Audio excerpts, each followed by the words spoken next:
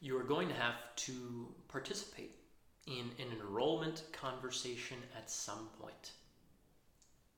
I don't really care what you think about sales at this point. Like, if you want to be in business and don't want to just have a hobby, you're going to have to participate in selling in financial transactions. It is fine if you want to do what you want to do as a hobby. But if you're watching all of this so far, I can only imagine that you don't just want a hobby, that you would like to turn this into a business. And a business needs revenue, right? Revenue, as we talked about at the very beginning, comes from the bank accounts of other people. And in order to get that money from their account into yours, a sale must occur. That is not a bad thing. I know there are all of those stupid cultural tropes about like used car salesmen and pushy this, that, and the other. That's stupid. That's like very old school sales, very old school whatever. And it's the way that those folks look at it, it's like I'm going to sell something to you. Like it's a direction. It's a weird directionality. It's a weird power dynamic. Think about it however you like. Personally, I like thinking about it in the kind of language, the perspective of like I'm going to enroll someone into something.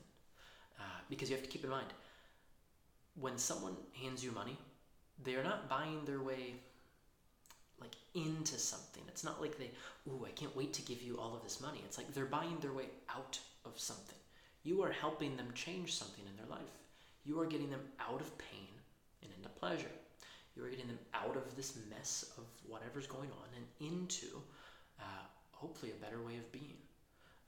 You're helping them become someone that they would like to become. So you're going to have to participate in sales. If you don't, they will go elsewhere because they have a problem. It has nothing to do with your internal qualms about selling. They want a change to occur in their lives. And if you know that you can solve their problem better than someone else, you need to show up. You need to get out of your own way and you need to help them. You can help them by enrolling them into whatever kind of practice or body work or whatever it is you do. But you need to help them. They don't know that you can help unless you show up and say, I can help. That's effectively what a sales conversation is. And I want to lay out a little bit of a framework that can take some of the guesswork out of it, because sales enrollments, it can be really uncomfortable for people. And when it's uncomfortable, they tend to flub and they hide a bit and they revert back into what feels safe and comfortable, which is like, maybe you can join or maybe not, and you can do this, or you don't have to though. And it's weird. No one wants to work with someone who isn't confident in the work that they do. No one wants to work with someone who isn't certain that they can bring about a change. Like if you're going in for a knee replacement, you don't want to work with the guy who's like, I think this is going to help get you where you want to, like it, but it's only something that you don't have to do it. We could discount, if that's too much, like, yeah, we could do the surgery for, $200, that sounds good. It's like, no, forget that. That's not the guy you want to work with. You want to work with someone who says like, you're dealing with ABC. What we're going to do is help you do XYZ, and the cost for that is this. Here are a couple of other people I've helped with similar things. Here's why I'm probably the best person for you to work with in this case. It's a very different way of showing up. So there's a bit of a framework here that also is important because it takes us out of how great we are. It doesn't matter how great you are. What matters is how great you are on behalf of them. Again, there's a journey this person is going to go on. There's a process of becoming that they're going to go on. And we want to position ourselves as the person that can help guide them through that journey. So having a little bit of a framework can keep us on track when our own little issues of insecurity or self-absorption or whatever, when they start to cloud our judgment, when they get in our way, when they keep us from showing up for the person we're here to help. So fundamentally, we want to start with the very top, the very beginning of this conversation.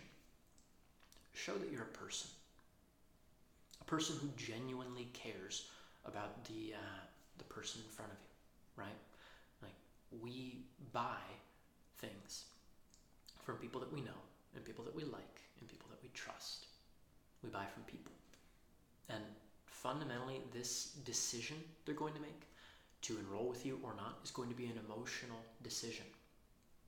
They might think it's a rational decision, but we have countless studies that show that we don't make rational purchasing decisions. We make emotional purchasing decisions. And so have a little bit of emotion.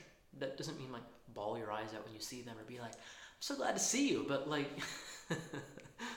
but do be there in your full humanity, talking to their full humanity. In the work of humanistic psychology, Carl Rogers would say that the qualities of a helping relationship are empathy, like trying to understand what it's like for another person, congruence, which is be what you are, don't put on a little mask and a facade, and unconditional positive regard, like genuinely want the best for that person in front of you. And I promise that if you can bring those qualities to your enrollment conversations, your business is going to transform. Your life is going to transform. And your clients' lives will as well, because that's such a rarity in the world at this point. So, empathy, congruence, and unconditional positive regard. Those are the attributes that we want to bring to this. And so this first chunk of the enrollment conversation it's a bit like bonding. You might think of it as like building rapport, but basically it's like, hey, I'm a human, and I'm really glad to be talking with you. Like, hey, thank you for sending all those questions in by email. I know those are a bit to take the time to write out, but based on what you wrote, I'm like super excited to talk with you. Like, this is the stuff I love talking about. Maybe you do a little like internet creeping beforehand. Like, you probably ought to know something about the people that you're going to be talking with, right? I always check out folks' Facebook profiles or their Instagrams. It's like, hey, I saw that post you made the other day. Like, I really dig that. And this is not putting on an act, putting up a little facade. Again, congruence, right? Like, find something about this person to be genuinely interested in. It's going to go a long way. So, once you have that in place and you feel like some sense of like, okay, we're not just like here to go through the sales thing. Like, I'm here to help them. I care about them. They're here to get help. They care about this process too. Like, cool, let's party. So what you want to do next is get really clear on what you're here for, right? Like, they have a problem.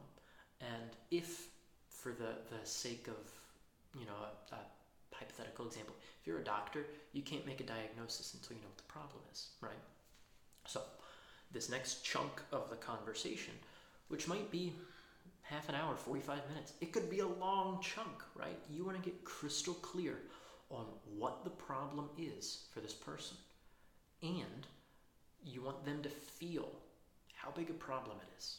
Because again, we make emotional decisions. And until they feel some like emotional resonance with the problem, they're not going to do anything about it. So this is not an excuse to emotionally manipulate someone. What this is an opportunity for you to help them connect to all of the different areas in their life where this problem is affecting them. As an example, there's a guy I was working with who was dealing with chronic pain. And that was like a big enough thing already.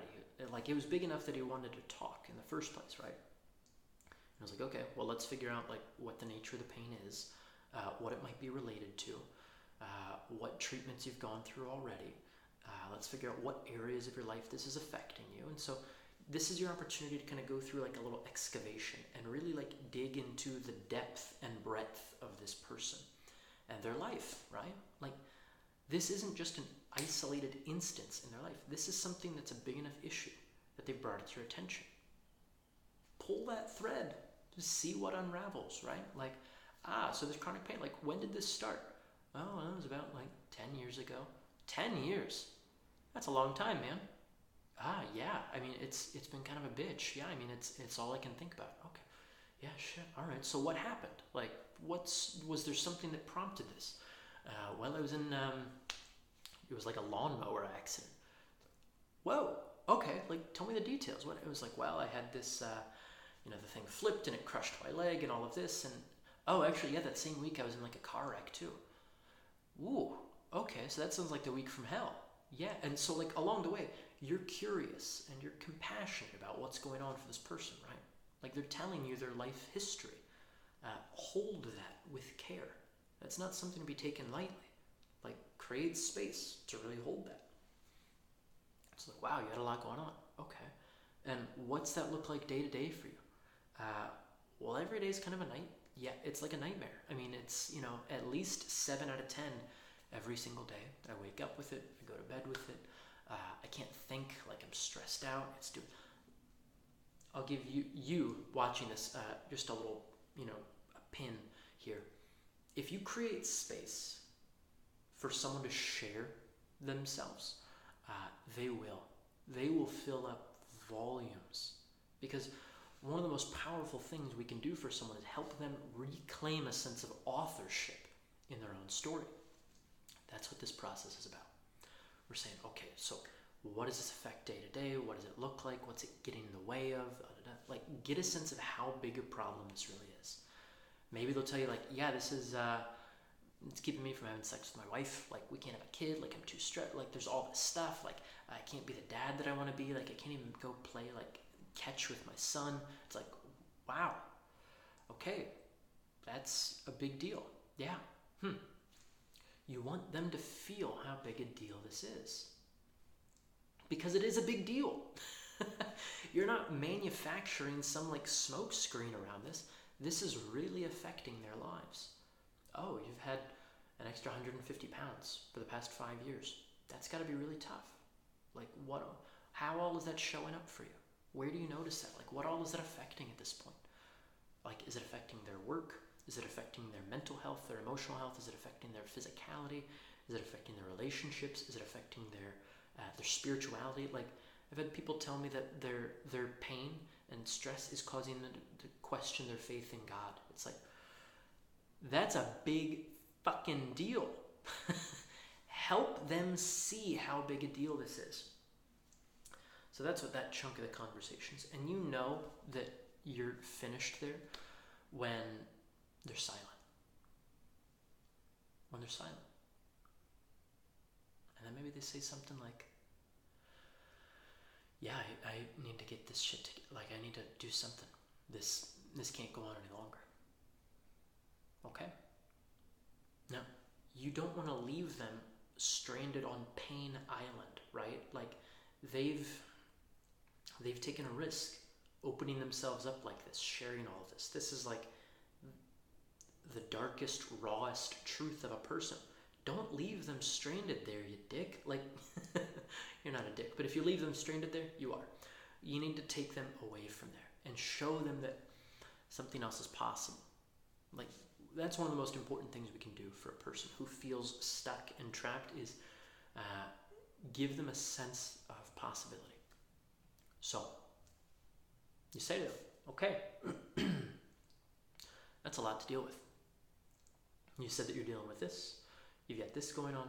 You've got this going on. Like, give them a recap. Show them that you heard and were listening, right? So you might say, so let's say we work together and we solve all of that. We take that off the table. If we run into each other a year from now and you say like, holy shit, Chandler, everything has changed since that point, since we started working together. Like, what's different? I might ask them, like, if we take care of all of that, like if we work together and all of that's off the table, what does life look like then? How good does it get? What does that let you do next? And what's going to happen? Like, they're going to get excited because maybe they've never let themselves think about how good it could get.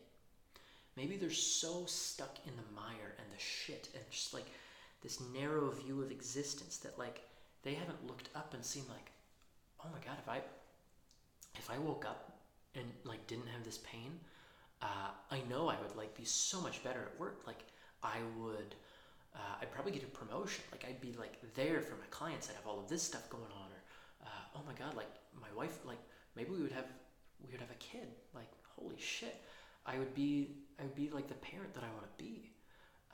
I would feel just like so much more ease and flow. Like we would take a vacation and like feed that excitement with them, participate in it. Be like, that sounds awesome. Like, where would you go?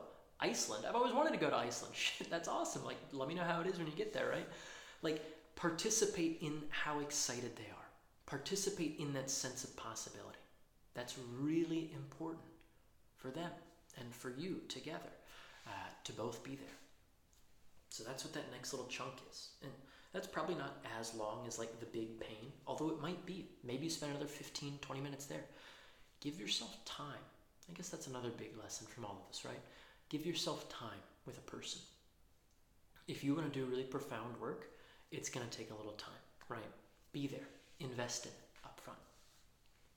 So, you've painted this vision of possibility. They're excited. They're like, whew. And maybe you like give them a check-in. I always love when I'm going through this process with someone like, okay, so can I just like check in with you? Like, what do you notice going on within yourself internally? And maybe they're like, I just feel like light. I feel like open. I haven't felt this way in so long. It's like, okay, yeah, good. That's a glimmer of the reality of what can happen. That's like a taste of what's possible. You want them to feel that. Because if they feel that, compared to how they felt before, whoa, they've got a contrast. And that's where we really learn. That's where we make a change. So you might just ask them, well, okay, what's getting in your way? When you think about all of this like beautiful future that you've painted for yourself here, what's stopping you from getting there? They'll again like make very clear the reasons why they need your help. Well, I can't figure out this pain. I keep like being inconsistent with X, Y, and Z. I'm doubting myself. I'm not getting enough sleep. I just don't know what the hell to do. It's like, oh, okay. So like if you knew what to do and you could stay consistent and you didn't get in your way and you had all this like, could you see how you would get there? Yeah, okay. Great. So then give them a recap again. Say like, okay, so it seems like the reason why we're here is because you're dealing with this, you're dealing with this, you're dealing with that. And you know that what you want instead is this and this and that and that and that and that and that. Okay. So, what you've told me is that if you had X and you had Y and you had Z, you would be able to bridge the gap from where you are now to where you want to be. Is that right? They'll probably say, yeah, because that's what they told you, right? You're just bringing awareness to the things that they know and that they said. That's all. You're holding up a mirror. So they'll say, yeah. And you say, well, great. Well, maybe you say, great. Maybe this is something you can help with. And maybe this is something that you can't. And you need to be really clear on whether you can or whether you can't. If you can't, refer out. Tell them. Like, speak the truth, right? Duh. But if you can, then you say, like, well, great. That's exactly what I do with people. Like, I take them through this, and I take them through that, and I take them through that, so that they can get out of pain and really show up as, like, the dad they want to be. Like, I love helping people go through that process. It's, like, it's really fulfilling for me, and I'm the best in the world at it, right? So, you lay out the solution for them. Tell them, like, well, great, like, let's do it. We're going to help you do this, and we're going to help you do that. We're going to help you do that. What kind of questions do you have for me? Give it back to them. And they might say, like, wow, well, how does it work? Like, what does it look like? Do we meet? How often do we meet? What does it do? Answer their questions. And eventually they're going to say, like, great, how much does it cost? This is where all of that titrating work you did already is going to come in handy. You say, well, you keep it pretty simple. We've got a few options. We can work together for 6 months, and the cost is this. We can work together for 3 months, and the cost is this. Or we can start with a single session, and the cost is this. You have like a menu of things that you do. It's like you can work with me this way, or you can work with me this way, or you can work with me this way. Which of those would work best for you? And then just be silent, because it's probably more expensive than they were thinking, right? They're flooded with ads for Planet Fitness of like $5 a month and like the $20, like they know all the cheap stuff. Maybe you're the first professional that they've talked to. So just be silent, shut up. Like, give them space to process everything that's happened. Maybe they say, like, that's more expensive than I was thinking. And you might say, like, I believe it. Or, yeah, okay. Or, oh, yeah, maybe. Like, maybe it's expensive, maybe it's not. You know, if you've invested in your own growth and development and education at that point, maybe you say, like, well, I mean, in the grand scheme of things, not necessarily. Like, it's really not in the big picture. What you want to avoid is justifying your price. You do not have to justify all of the work that you've done so far. A, like, it's not their business. And B, it doesn't matter for this conversation. What this is saying, I'm a professional. This is what I do. I help people just like you, dealing with everything you're dealing with, get this instead. This is the way it works, and this is how much it costs. You know, you don't argue with a restaurant over their pricing. You don't ask them to justify, like, why they charge what they charge. This is how much it costs. If you'd like to eat here, well, okay, that's the menu. And if you wouldn't, that's fine too. There are plenty of other restaurants, and there are plenty of other people coming into this. Like, it's fine. It's fine. They don't have to work with you. If you're in the position where you feel like you need to sell them something, or you need to convince them, like, call it off. It's not going to work. It's not going to work in the long run for them. What you're doing isn't closing a sale. It's opening a relationship with that person. So if you have to, like, strong-arm them, or if they're just being a pain in the ass, like, call it quits. But if you've done the kind of kind, compassionate work of, like, holding space for them as they tell their story of who they are and what they've been through and where they want to go, then they're probably going to say, like, yeah, I want this to work. Yeah, I want to make this happen. Okay. So, and you just pull out your little Square reader, or, you know, pull out your little PayPal swipe, or have them write a check. Like, the thing isn't over until, like, the money is transferred, right? So some people sit there and say, like, yes, they're on board. When they say, like, great, yeah, let's get started. I just need to go talk to my wife. It's like, if they just need to go talk to someone, the conversation isn't over. Like, you lost them. 9 times out of 10, they're gone. So sit with them. They might have objections come up. They might have questions come up. Their objections are all fear in some form or another. It's like, what will my wife think if I spend this much money? What will my husband think if I spend this much money? Oh my God, I've never, like, invested in myself. Like, is it going to work? Is it going to work? Like, I've tried all these other things before and they haven't worked. Like, it's fear. Slow down.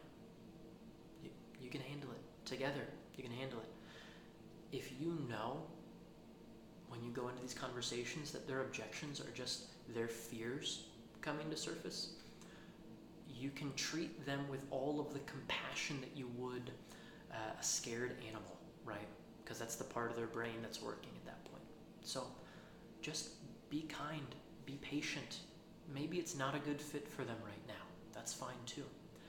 But please, please, please know, like, whatever it is, end on a clear yes or end on a clear no. A maybe doesn't help anybody. You might even set that up for them as an explicit thing at the very start. It's like, hey, we're going to dig into a lot today, and what I know is that we're going to leave with either a clear yes or a clear no. That's all. I don't care about the space in between. It's either a yes or a no. Either way is great. I would love to support you. It's fine if this isn't a good fit, but there's no maybe. It's not like, well, maybe I want to eat at this restaurant, and, you know, can I just sample everything on the menu and no. Do you want to eat here? Yes or no? You're allowed to be a professional. You're allowed to set some boundaries here. I grant you permission to do so. So this framework, you might want to watch through and practice. Practice it. And don't treat it like a robotic script kind of thing. Like, make it alive. Have some fun with it. Play with it. Figure out the way you would say things that would be the way you would say things, right? So practice it. But it's going to make a lot more sense of a lot of things. And it's really going to help your business grow quite a bit.